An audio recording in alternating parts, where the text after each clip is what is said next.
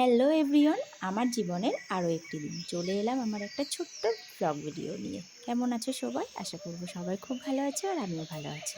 সবাইকেই বলি শুভ নববর্ষের অনেক অনেক শুভেচ্ছা ও ভালোবাসা। জানো তো, আজকে সকালবেলায় ভিডিও শ্যুট করতে গিয়ে দেখছি ফোনে চার্জ নেই।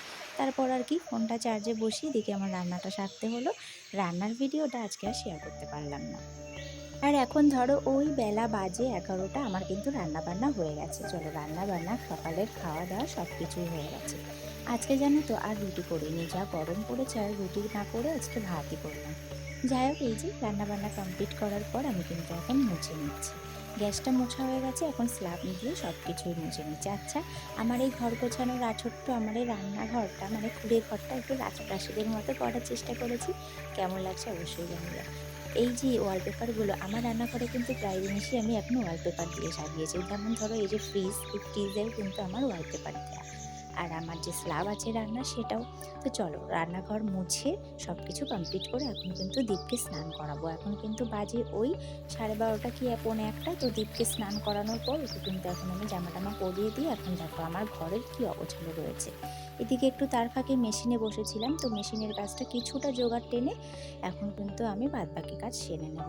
তো চলো, এই যে বাসনগুলো মেজে নিয়েছিলাম দীপকে স্নান করার পর, জানো তো এই বাসনগুলো মাজার পর তারপরে এখন দেখছি যে কিছু জামা কাপড় ছিল। তো চলো একবারে স্নান করে এই জামা কাপড়গুলো ধুয়ে বাইরে মেলতে চলে আসলাম।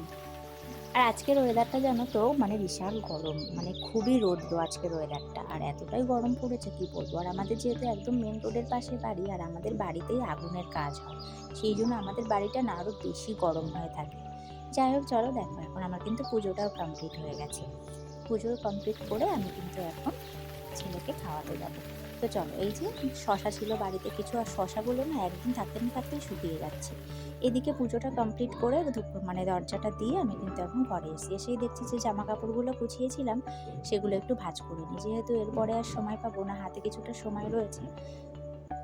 আর জানো তো, কালকে যেহেতু আমি নীলের উপোস ছিলাম, আমি তো সারাদিন কিছুই খাইনি। আর একটু সাবু মাখা করেছিলাম, তো সেই সাবু মাখাটাও খেতে পারিনি। আমার কেমন গা গোলাচ্ছিল আর বমি বমি পাচ্ছিল হঠাৎ। কেন জানি না, আমি এই সমস্ত খাবার একদমই খেতে পারি না। যাই হোক, কালকে সারা দিন রাত আমি কিন্তু পুরো নির্জলা ছিলাম, জাস্ট একটু জল খেয়েছি। তারপর এই যে চলে আসলাম, ভোগটা নামিয়েই চলে এসেছি রান্নাঘরে। এখন দীপকে খাওয়াবো, সাথে আমিও খেয়ে নেবো ওই জন্য। আর আজকে জানো তো রান্না করেছিলাম উচ্ছে আলু ভাজা, তার সাথে কাটা রুই মাছ নিয়েছিল, সেই রুই মাছের ঝোল আর আমের টক। আর আগের দিনে শাক করেছিলাম, সেই শাকটাও রয়ে গেছিলো। সয়াবিন করেছি, তাও রয়ে গেছিলো। যাই হোক, খাওয়া দাওয়া কমপ্লিট করে মা ছেলেতে চলে এসেছি এখন একটু শুতে। যেহেতু ছেলেকে ঘুম পড়াবো সেই কারণে আমার একটু শোয়া হবে। আচ্ছা, এই নাইটিটা নিয়েছি পরলা পোশাকে আমি নিজে উপার্জন করে। কেমন হয়েছে অবশ্যই জানিও। আর আজকের মতো এইটুকুই, টাটা বাই বাই, ভালো থেকো।